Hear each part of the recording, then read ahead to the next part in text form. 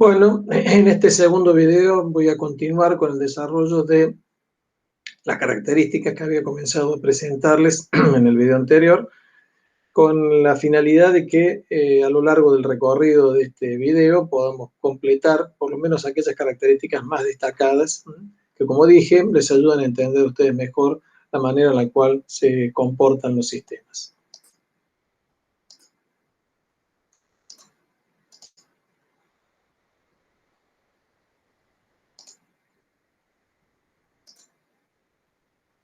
Bien, una quinta característica que tienen los sistemas es lo que se denomina autoorganización.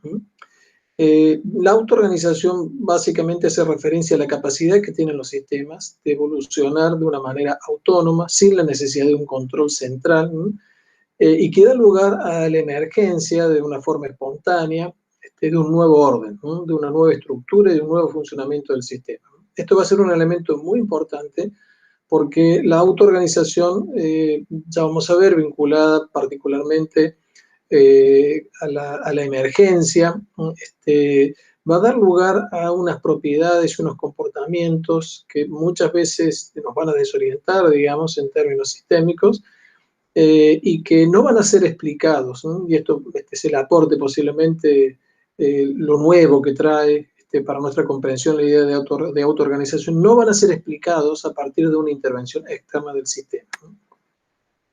Bueno, los procesos de autoorganización se generan como consecuencia de un fenómeno de adaptación mutua, que se va dando, que va teniendo lugar entre los componentes que forman parte del sistema, que van ajustando, digamos, su funcionamiento a unas condiciones cambiantes, muchas veces internamente del sistema y otras veces entre el sistema y el entorno.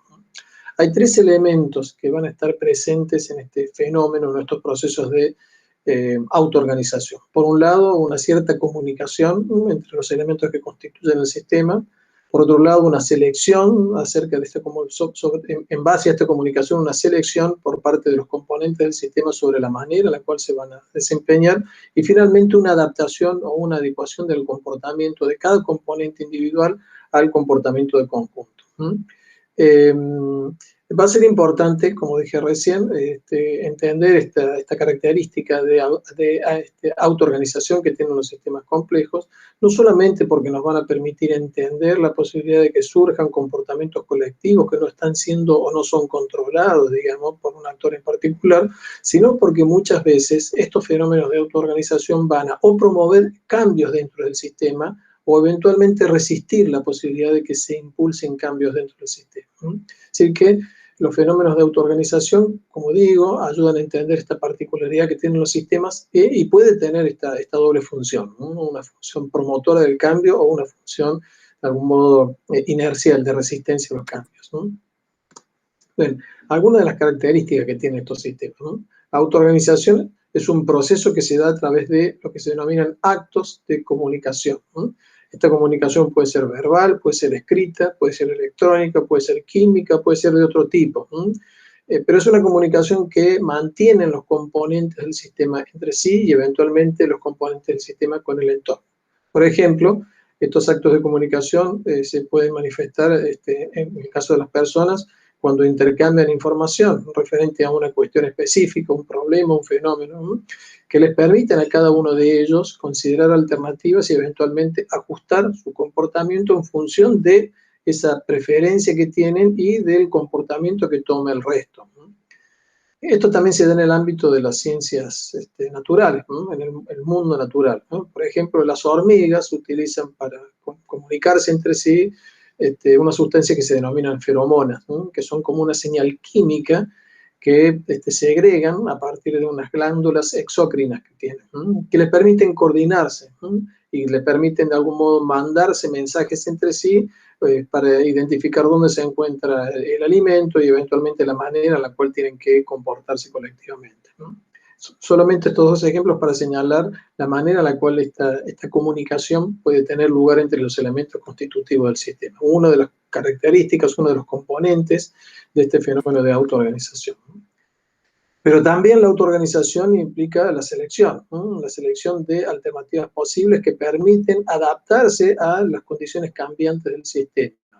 Esto se da muchas veces porque interacción repetida entre los individuos permiten tener conciencia, permiten informarse mejor sobre la manera en la cual se está comportando el resto de los elementos del sistema, el resto de los elementos constitutivos del sistema, y da lugar muchas veces a lo que se denominan zonas de atracción, puntos de atracción dentro del sistema donde tienden a converger la mayoría o el resto de los componentes del sistema que lleva a que el sistema se comporte de una determinada manera.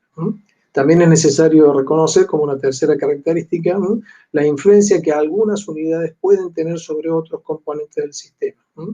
Esto es importante porque cuando las tareas están interconectadas, una unidad no podrá funcionar apropiadamente sin la disposición a la cooperación o el apoyo de otras unidades o unidades dentro del sistema. De modo tal que inevitablemente se va a generar, digamos, este fenómeno de acoplamiento, que va a dar lugar a que de manera espontánea, podremos decir, y como consecuencia de esta vinculación, esta comunicación, esta selección, se va convergiendo a unos ciertos puntos que van a caracterizar el comportamiento del sistema, dando lugar al surgimiento de, eventualmente, una novedad cualitativa.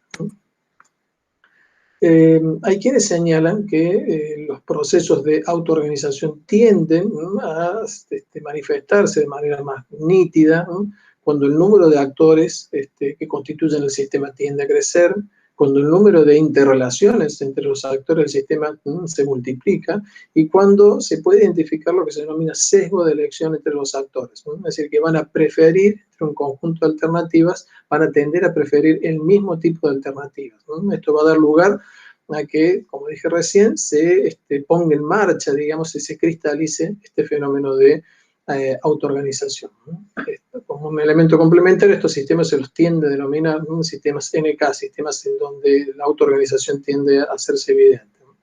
En definitiva, la autoorganización es esencialmente un proceso de comunicación colectiva, de elección y ajuste mutuo, que está basado en un fin compartido entre los miembros del sistema. Por eso es que esto tiene lugar tanto en el ámbito del mundo natural o del mundo biológico como en el ámbito del mundo social. Ejemplos de, digamos, procesos de autoorganización, La sincronización de las células que impulsan los latidos del corazón, Esto es un ejemplo muy citado en la bibliografía. Nuestro corazón bombea de manera regular, digamos, es autónoma, sin un control externo, y lo hace de manera sincrónica. Esto es lo que permite que, digamos, todo nuestro cuerpo, todas nuestras células, se alimenten, digamos, del oxígeno que de algún modo se transmite por la sangre. La sincronización del comportamiento de las luciérnagas. Hay quienes han estudiado la manera en la cual al caer el día, particularmente este estudio lo hizo un matemático que se llama Steven Strogatz, profesor de la Universidad de Cornell en los Estados Unidos, que estudia sistemas complejos, y muy interesado por la cuestión de la autoorganización en sistemas naturales. Señala él que es un fenómeno muy, digamos, muy característico que se da en los ríos de Tailandia, cuando al caer el día, las luciérnagas machos se posan sobre los árboles, y cuando la luz desaparece, la luz natural desaparece y comienzan a reconocerse entre sí, comienza un fenómeno que al cabo de una hora, más o menos, sincroniza de manera impresionante y espectacular la manera en la cual las luciérnagas emiten esa señal lumínica, generando un fenómeno de autoorganización de escala en el mundo natural. Algo que también señala Strogatz es, que también se estudió mucho, es la manera en la cual se tienden a sincronizar los ciclos menstruales de las mujeres, independientemente de que no mantengan un vínculo entre sí, lo que llama profundamente la atención porque este es un fenómeno claramente autoorganizado. O ustedes lo habrán experimentado seguramente en algún concierto, en algún recital, la manera en la cual se tienden a monitorear o aplaudir, digamos, al final de la presentación de una forma que inicialmente es como muy desacoplada, y al cabo de los minutos tiende a organizarse de una forma muy sincrónica. Hay unos videos que están subidos en el aula virtual y que muestran un fenómeno muy acotado de sincronismo y autoorganización de metrónomos. Metrónomos son, para quienes no están en el mundo de la música, metrónomos son unos dispositivos mecánicos que se utilizan para mantener o preservar el tiempo en el campo de la música, para quienes tienen que respetar unos ciertos compases, no adelantarse ni retrasarse, bueno, el metrónomo es un elemento que ayuda en todo esto, ¿no? Observen ese video porque van a ver cómo una gran cantidad de metrónomos que en principio no están conectados entre sí terminan convergiendo en su periodo de oscilación. Una sexta característica que tienen los sistemas complejos es lo que se denomina transición de fase. Es muy importante la identificación de estas transiciones de fase porque van a plantear un cambio macroscópico en el comportamiento del sistema que es evidente.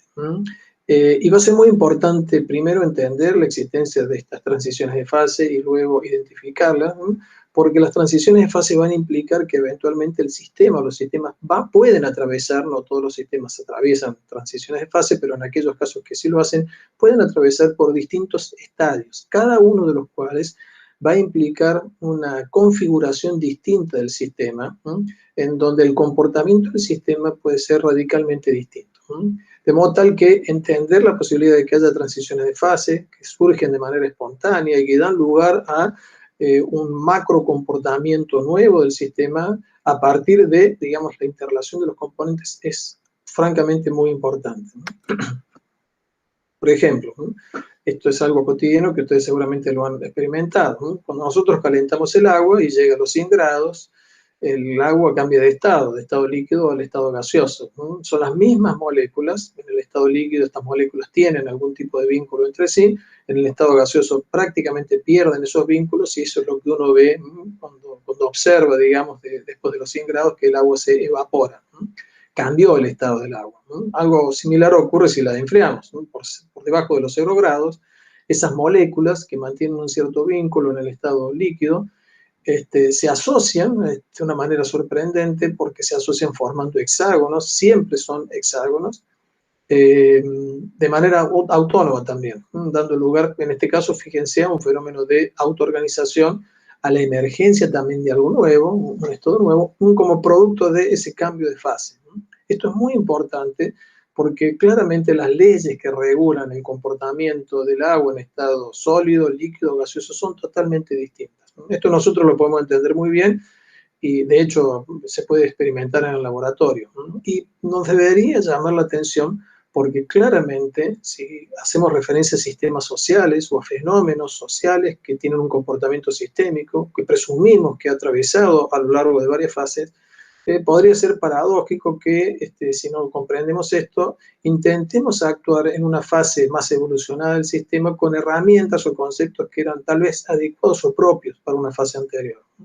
Tal vez esto sea una de las razones que explique la neutralidad o lo inocuo que muchas veces las acciones de política pública son respecto a fenómenos de carácter social como la pobreza, ¿no?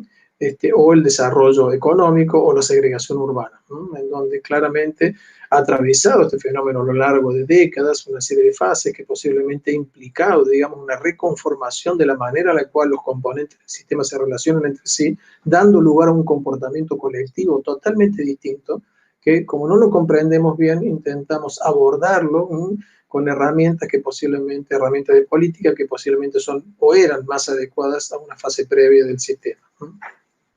Un elemento importante también para tener en cuenta es que el hecho de que existan los cambios de fase en el sistema, los cambios de estado, no implica que necesariamente el estado previo anterior desaparezca, deje de existir, ¿no? Así que pueden llegar a coexistir, ¿no? Muchos de estos estados simultáneamente, lo que hace todavía más complejo la comprensión de la manera en la cual funciona el sistema, ¿no? Generalmente se señala que el punto en donde el sistema cambia de fase se denomina punto crítico, ¿no? A partir del cual el comportamiento colectivo del sistema cambia, ¿no? Así que esta es una referencia también precisa, ¿no?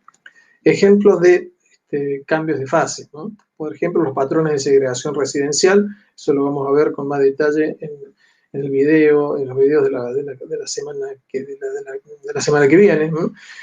El modelo de Schelling es un modelo que busca analizar la manera en la cual puede emerger de manera autónoma un fenómeno de segregación residencial a pesar de la preferencia no discriminatoria que tengan los miembros, digamos, de esa comunidad. Esto es sorprendente porque nos va a ayudar a entender mejor no solamente cómo puede autoorganizarse un fenómeno de este tipo, sino también cómo emerge un nuevo estado, una nueva característica colectiva a partir de un determinado momento. Bueno, el ejemplo que les cité recién, la manera en la cual el agua cambia de estado, del sólido al líquido, del líquido gaseoso, a medida que vamos aumentando la temperatura, que implica, digamos, un comportamiento colectivo totalmente distinto, ¿no? Como consecuencia de este cambio de fase que responde a un incremento en la temperatura. Por ejemplo, cuando pasamos del tránsito fluido a una congestión vial, ¿no? Hay un cambio de fase, el comportamiento del sistema es completamente distinto y esto puede implicar, digamos, unos pocos vehículos más que se incorporan a esa vía o algo que quizás nos resulte un poco más cercano ahora, la manera en la cual una enfermedad se transforma en epidemia y luego una epidemia se transforma en pandemia, ¿no? Claramente, cada uno de estos tres estadios implica un funcionamiento distinto del sistema como tal, que está poniendo de manifiesto, está reflejando la existencia de cambios en la fase de comportamiento del sistema. Bueno, una séptima característica es lo que se denominan retardos temporales, ¿no? O time delay, como se señala en la bibliografía, digamos, sajona. Bien, esto es muy importante también porque los retardos temporales tienden a estar presentes, digamos, en el funcionamiento de todos los sistemas. Y básicamente lo que implica o hace referencia es al periodo de tiempo que transcurre entre el momento en el cual se lleva adelante una determinada acción y el momento en el cual los efectos de esa acción se hacen evidentes, ¿no? Este periodo de tiempo puede ser razonablemente breve, o puede ser muy extenso, ¿no? Pueden ser no solamente minutos, sino también días, semanas, meses o años, ¿no? La presencia de los retardos temporales va a hacer más difícil la comprensión del comportamiento del sistema porque cuanto más extenso es ese retardo, más desacoplado se encuentra el efecto de la causa y es más difícil para nosotros poder asociar, poder establecer un vínculo entre aquel efecto lejano y esta causa que eventualmente es más cercana, ¿no? o ocurrió con mucha anterioridad, ¿no? De modo tal que al invisibilizarnos esa relación entre causa y efecto, nosotros posiblemente tendamos a actuar en función de los efectos desconociendo las causas que le dieron origen, razón por la cual, por mucho esfuerzo que hagamos, posiblemente no podemos incidir en el comportamiento del sistema, ¿no? Esta es una de las razones por las cuales es muy importante entender la manera en la cual se presentan los retrasos temporales, ¿no? Que, como digo, son omnipresentes. Ejemplos también muy sencillos, el tiempo que va entre plantar una semilla y eventualmente cosechar un vegetal o obtener una flor, ¿no? El tiempo entre iniciar un proceso de fabricación y el tener el producto terminado, ¿no? El tiempo entre que estamos listos en el supermercado con la compra realizada y llegamos a nuestra vivienda, ¿no? O los cambios de estaciones que se generan a lo largo del año, ¿no? Bueno, estos son ejemplos muy sencillos, podríamos decir triviales, que tienen como único objetivo ayudarnos a percibir la manera en la cual se manifiestan estos retardos temporales, ¿no?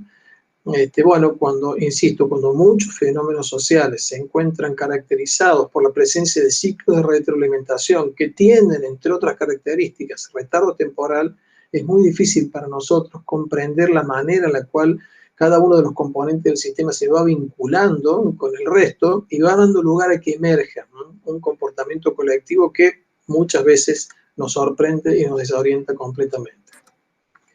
Una octava característica es lo que se denomina comportamiento contraintuitivo, ¿no? Y de algún modo está relacionado con varias de las características que vimos anteriormente. Contraintuitivo porque va en contra de lo que estamos esperando que ocurra, ¿no? Esa es la idea de comportamiento contraintuitivo, ¿no? La presencia de retardos temporales, de múltiples ciclos de retroalimentación que están incididos por estos retardos temporales, hacen muy difícil que nosotros podamos estimar con alguna precisión los estadios futuros del sistema, ¿no? Algo que habíamos visto como una de las primeras características en el video anterior.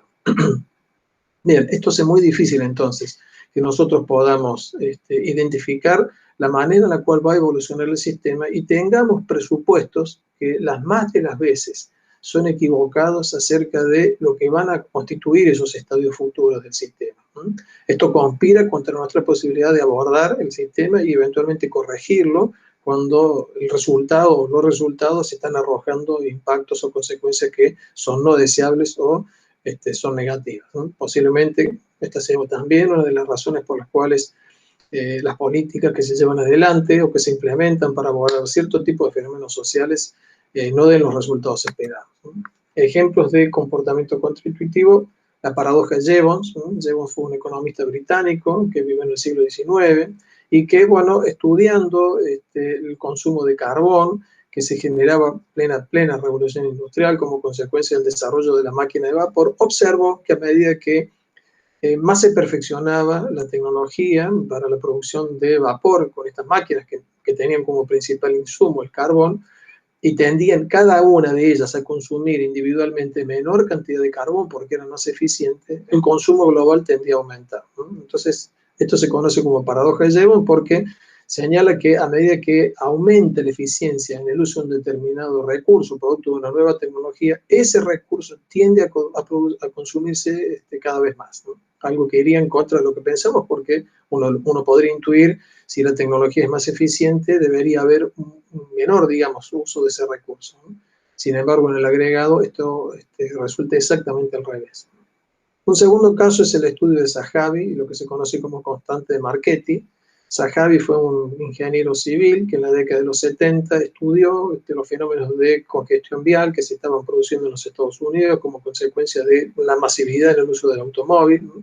Lo que llevó a algo que caracteriza quizás a las urbanizaciones norteamericanas, ¿no? Y es la extensión de vías y autopistas que dan mucho lugar al automóvil, que es básicamente uno de los medios principales de movilidad en los Estados Unidos, y que paradójicamente a medida que más aumentaba, digamos, la disponibilidad de autopistas generaba mayor nivel de congestión vial, ¿no? Esto ocurrió en la década de los 70, esto llevó a que Cesar Marchetti, un físico italiano, estudiara en la década de los 90 este fenómeno con una perspectiva histórica, ¿no? Hay un trabajo sumamente interesante de Marchetti que se denomina invariantes antropológicas en el comportamiento de viajes, ¿no? En donde Marchetti estudia, siguiendo un poco lo que había planteado Zahavi, la manera en la cual tienden a desplazarse los individuos, ¿no? Y encuentra, como había señalado Zahavi, que las personas, digamos, en términos estadísticos, en el agregado, tendemos a desplazarnos 1 hora por día, ¿no? En promedio, ¿no? De modo tal que inicialmente, cuando nuestro medio de desplazamiento era sencillamente la caminata, porque no había tecnología disponible para hacerlo de manera más veloz, ¿no? Hace 200 o 300 años atrás, los centros urbanos tenían una escala que respondía al tiempo que un individuo puede desplazarse a lo largo de 1 hora, que son más o menos unos 5 kilómetros, ¿no? A medida que las tecnologías fueron haciéndose más sofisticadas y más eficientes en términos de reducción del tiempo de viaje necesario para desplazarse de un punto A a un punto B, las ciudades comenzaron a crecer y cada vez se extendieron más, ¿no? De modo tal que esa reducción en el tiempo de viaje, producto del avance tecnológico, no dio lugar, digamos, a una ciudad más compacta, sino como consecuencia de esto a una ciudad más extendida, ¿no? Ya que esta propensión antropológica, este invariante al que hace mención Marchetti, llevó a que cada vez los individuos buscaran vivir más lejos, ¿no? Haciendo uso, entre comillas, de esa hora disponible de viaje que parece ser o parece estar presente no solamente a lo largo de la historia, sino en distintas sociedades hoy día. Bueno, un tercer ejemplo de un comportamiento contraintuitivo es lo que se denomina fenómeno de la triple convergencia, como lo que propone Anthony Down, ¿no? Down dice que, bueno, muchas veces, y esto está muy verificado también, cuando se genera un fenómeno de congestión vial, la principal respuesta, y observen, muchas veces uno intuitivamente tiende a plantearlo, pero esto se suele escuchar mucho, digamos, en ámbitos académicos y no académicos también. La principal respuesta frente a los fenómenos de congestión es necesario ampliar la dotación de infraestructura, tener calles más anchas, la razón por la cual la ciudad de Córdoba no tiene tantos niveles de congestión como otras, pero digamos suele presentar alguna congestión es porque tiene calles angostas, ¿no? Esta es la primera reflexión. Si el problema de la congestión se deriva de la existencia de calles angostas o pocas vías con suficiente capacidad, la respuesta naturalmente debe ser ampliar la capacidad de las vías, ¿no? Bien, esto es lo que dice Anthony Down, que pone en marcha lo que él denomina fenómeno de la triple convergencia, porque si eventualmente las personas que regularmente usan automóvil para desplazarse de un punto a otro y verifican un nivel de congestión creciente en ese viaje, buscan evitarlo, eventualmente pueden tomar alguna de tres decisiones. O cambian el horario de salida de su casa, salen antes o después al horario en donde generalmente se produce la congestión, o cambian el recorrido, hacen un recorrido distinto, quizás más largo, tratando de evitar los puntos de congestión, o eventualmente cambian de modo de transporte, dejan de desplazarse en vehículo y lo hacen en transporte público, transfiriendo, digamos, el estrés y la necesidad de conducir a quien maneja el colectivo. Pero cuando eventualmente se produce la mejora en la infraestructura y se reducen o eliminan transitoriamente estos puntos de congestión de tránsito, esta triple convergencia lleva a que quien salía más temprano o más tarde, eventualmente para su lugar de trabajo, lo hacía tratando de evitar la congestión anterior, vuelve a su horario habitual, ¿no? Quien eventualmente tomaba un camino más lejos, más largo para ir del punto A al punto B, vuelva a retomar el camino original porque es más corto y eventualmente va a consumir menos combustible y tal vez lo va a hacer en menos tiempo. Y alguien que se pasó del automóvil particular al transporte público posiblemente vuelva también al automóvil particular, que claramente ofrece ciertas ventajas en términos de comodidad, confort para poder desplazarse. Bueno, de modo tal que cuando los problemas de congestión vial se buscan solucionar a partir de un incremento en la capacidad que tiene la infraestructura, en el mediano plazo el nivel de congestión vuelve a su punto original, ¿no? Por esta triple convergencia a la que hace referencia Anthony Downs. O la evolución de los agentes patógenos resistentes a los antibióticos.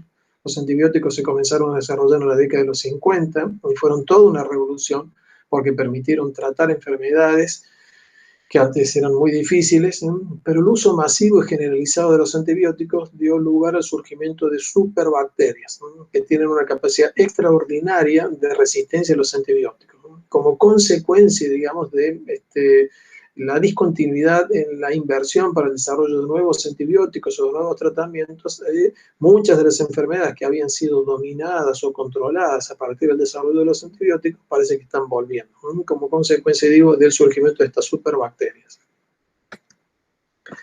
Una novena característica que tienen los sistemas es lo que se denomina comportamiento no lineal.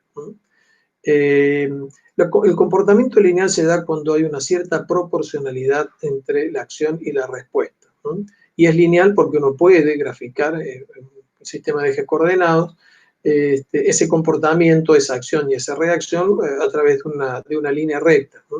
Por eso es lineal. De modo tal que la línea recta tiene como una particularidad universal de presentar una proporcionalidad entre lo que ocurre en uno de sus ejes y lo que uno puede representar en el otro, ¿no? Entre el eje X y el eje Y. Supongamos que el eje X representa la acción, el eje Y representa la reacción, ¿no? O la respuesta. Bien, sin embargo, esto ocurre en muy pocos sistemas, ¿eh? Los sistemas complejos, sobre todo los sistemas sociales, tienden a tener comportamientos no lineales, ¿no? Que no se pueden representar a través de una línea recta porque justamente no hay una proporcionalidad entre la acción y la reacción, ¿no? Inicialmente puede que en algún tramo lo haya, pero más allá de un cierto punto, posiblemente un punto crítico como consecuencia de un cambio de fase, tal cual señalamos anteriormente, el comportamiento del sistema sea distinto, ¿no? Dando lugar a una representación que ya no será lineal, sino que será eventualmente curva, ¿no? Se dice que los comportamientos lineales tienen la característica de que tienen efectos de carácter aditivo, ¿no? Se suman, en tanto que los comportamientos no lineales tienen efectos de carácter multiplicativo, no es posible sumarlo. Bueno, este es un ejemplo muy sencillo para que ustedes puedan percibir lo que implica un comportamiento no lineal. Este es un puente sobre el río Támesis, el puente se denomina London Millennium Bridge, el puente del milenio. Este puente se inauguró en el año 2000, un puente peatonal, aparentemente el único puente peatonal que cruza el río Támesis y que había generado una enorme expectativa, ¿no? Se había concitado, digamos, mucha atracción para el día de la apertura, ¿no? El punto está que cuando se abrió al público, se abrió a los peatones para que comenzaran a circular, sorprendentemente en un determinado momento el puente comenzó a oscilar, ¿no? Lateralmente, ¿no? Generando pánico entre los que estaban justamente en la parte media del puente. Esto desconcertó, digamos, a los ingenieros, no conocían ese fenómeno, tuvieron que estudiarlo y reparar el puente. Pero el punto está en que ese comportamiento oscilatorio no surgió desde el principio, sino a partir de un determinado número de peatones que se encontraban en el puente. Como ustedes pueden observar aquí en este gráfico, fíjense, aquí dice 166 caminantes o peatones como el punto crítico, ¿no? A medida que se incrementaba el número de transeúntes o peatones por el puente muy lentamente comenzaba a oscilar. Pero a partir del número 166, del peatón número 166, el puente comienza a oscilar de manera muy evidente, ¿no? Siendo este punto, ¿no?, un punto crítico, cambia de fase y dando lugar a un comportamiento no lineal. Fíjense que esto es una línea recta prácticamente, pero aquí se transforma en algo que deja de ser recto, y a medida que se va aumentando, incrementando en 1, digamos, el número de peatones, la oscilación lateral, que está reflejada por este gráfico, se incrementa considerablemente. Bueno, esto que se puede observar con bastante claridad en este esquema gráfico, tiende a ocurrir también en los sistemas sociales, ¿no? Muchos comportamientos sociales son de carácter no lineal, ¿no? Cuando uno percibe, digamos, cierto tipo de manifestaciones sociales, ¿no?, frente a cierto tipo de problemática, que a partir de cierto punto generan, digamos, una reacción, ¿no?, a veces espontánea de parte de la población o de los ciudadanos que manifiestan, digamos, en contra de algo que están percibiendo como preocupante, posiblemente es porque se haya llegado a este punto crítico y dé lugar a un comportamiento de carácter no lineal, ¿no? Lo mismo ocurre con otro tipo de fenómenos sociales. Pero una décima característica es lo que se denomina falta de transparencia. Es importante que ustedes tengan en cuenta que no se hace referencia aquí a una transparencia de carácter jurídico, ¿no?, sino a la dificultad que muchas veces se tiene para quienes están analizando el sistema para comprender para poder identificar y comprender las características que tiene el sistema en función de sus elementos componentes y de la manera en la cual se relacionan entre sí, ¿no? No siempre resulta posible identificar todos los elementos constitutivos del sistema, ¿no?, porque no tenemos información suficiente, porque es caro, porque demanda tiempo, porque no tenemos los recursos, porque quizás no tenemos el andamiaje metodológico que nos permite identificar no solamente ya los elementos constitutivos del sistema, sino la manera en la cual se relacionan entre sí, ¿no? De modo tal que esta falta de transparencia hace referencia a las dificultades que nosotros tenemos para poder percibir, ¿no?, la manera en la cual está estructurado el sistema y la manera en la cual funciona el sistema, ¿sí?, generando muchas dificultades como consecuencia de ello para poder entender mejor la manera en la cual el sistema funciona, ¿no? Los sistemas complejos se caracterizan entonces también por tener esto que se denomina falta de transparencia, que hace más difícil aún poder comprender su funcionamiento y su comportamiento. Bien, y finalmente esto que habíamos mencionado, que los sistemas son abiertos, ¿no? Todos los sistemas forman parte de un sistema mayor y están integrados por uno o más subsistemas, ¿no? Habíamos utilizado ese recurso de la mamushka, de las muñecas rusas, para señalar, digamos, la manera en la cual estos subsistemas se van encastrando unos con otros, ¿no?, conformando sistemas de subsistemas, ¿no?, redes de sistemas. Cuando nos habíamos puesto en términos de problemas al inicio, habíamos dicho redes de problemas, ¿no?, que hacen difícil poder entender de manera individual o separada cada uno de ellos. Quizás aquí entendemos de nuevo y mejor la razón por la cual decimos que tienen los sistemas complejos algo que se denomina descomponibilidad limitada. No es posible hacerlo con una lógica, con un criterio típico del pensamiento cartesiano o del método analítico. Bien, se dice también que el único sistema cerrado sería el universo, ¿no?, que después, o más allá de los confines del universo, no habría literalmente nada, ¿no? Este sería el único sistema cerrado. Desde los límites del universo hacia acá o hacia acá, podríamos decir que todos son sistemas abiertos. Bien, en definitiva, los sistemas complejos se encuentran caracterizados por muchos componentes, ¿no? Le dijimos, a medida que crece el número de componentes, no solamente se activan muchos de los procesos que vimos, sino al mismo tiempo el sistema tiende a ser más complejo, ¿no?, que mantienen relaciones entre sí, a veces consigo mismo, cada uno de los componentes y con otros componentes, y entre estos y el entorno, ¿no?, que llevan a cambios y adaptación de los estados, ¿no?, cambios que a veces se manifiestan en este fenómeno de transición de fase, ¿no?, a través del punto crítico, a procesos de adaptación que dan lugar a este fenómeno de autoorganización y emergencia, ¿no?, de comportamiento macroscópico o de conjunto colectivo distinto al comportamiento que tiene cada uno de los elementos constitutivos del sistema, ¿no?, como digo, dando lugar entonces a comportamientos colectivos que no pueden ser inferidos por la interpretación o el conocimiento del comportamiento que tienen individualmente sus componentes, sino que requieren entender o por lo menos formular una hipótesis acerca de la manera en la cual estos elementos componentes se relacionan entre sí, ¿no?, y que pueden reflejar una enorme variedad de estadios, ¿no? Estados estacionarios, ¿no? Estados de transiciones de fase, fluctuaciones, oscilaciones, como vamos a ver más adelante, etc. Bien.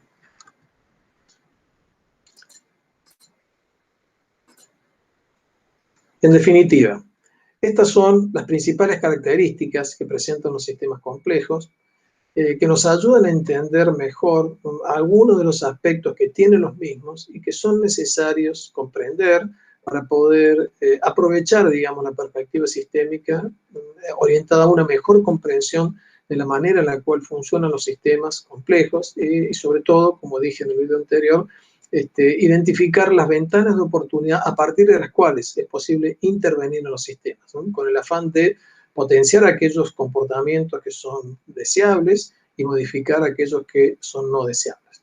Bueno, con este segundo video terminamos entonces el tema que corresponde a esta tercera semana. Como les dije, la semana que viene los videos van a estar orientados a profundizar particularmente 2 o 3 de estas características. Entre ellas, vamos a abonar un poco más el concepto de emergencia, que es uno de los conceptos centrales en el comportamiento sistémico.